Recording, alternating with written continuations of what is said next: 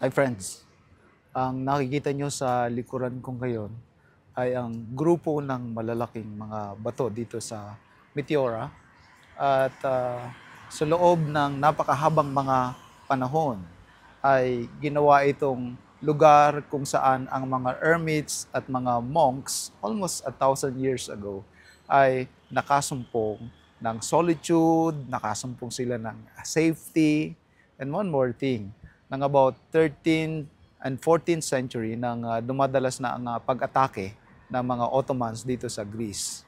Ang ilang mga mayayaman na mga Greeks ay nagpasya na tumulong sa pagtatayo ng mga monasteries at sila mismo in turn ay nagtumira na, nagstay na dito sa mga monasteries dito as monks sapagkat itong mga bundok na ito which are solid na mga bato ay very inaccessible. In fact, for hundreds of years, ang access lamang para makarating ka doon sa mga monasteries on top of these mountains ay sa pamamagitan ng mga lubid na mga hagdanan na ibinababa nila at ganun nila kinonstruct, no? Brick by brick, lahat ng materyales ay iniakin nila sa pamamagitan ng lubid ng mga hagdanan o yung mga nets para madala nila yung mga materyales doon. So, about 13th, 14th centuries, nang dumadalas ang pag-atake ng mga Ottomans dito sa Greek, ay nakasumpong sila ng refuge, nakasumpong sila ng safety at ng solitude sapagkat itong mga solid malalaking mga bato na ito ay hindi kayang i-penetrate, impregnable.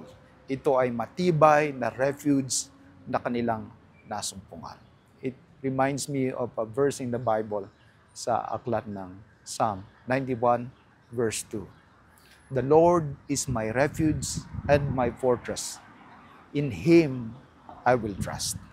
Alam ni Haring David na sa mga pagsubok, sa mga challenges na dumarating sa kanyang buhay, ang kanyang mapagkakanlungan ay hindi lamang mga bato noon sa Israel o sa Palestine, kundi ang matibay at maaasahan niyang kanlungan ay walang iba kundi ang ating Panginoong Diyos.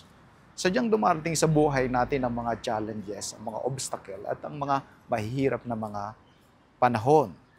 Alam niyo po, ang banal na kasulatan ay nagbigay sa atin ng maliwanag na payo kung paano tayo at saan tayo makakasumpong ng refuge, ng fortress, ng matibay at ligtas na kanlungan. Hindi lamang sa buhay na ito, kundi hanggang sa buhay na walang hanggan. Walang iba kundi ang ating Panginoong Diyos.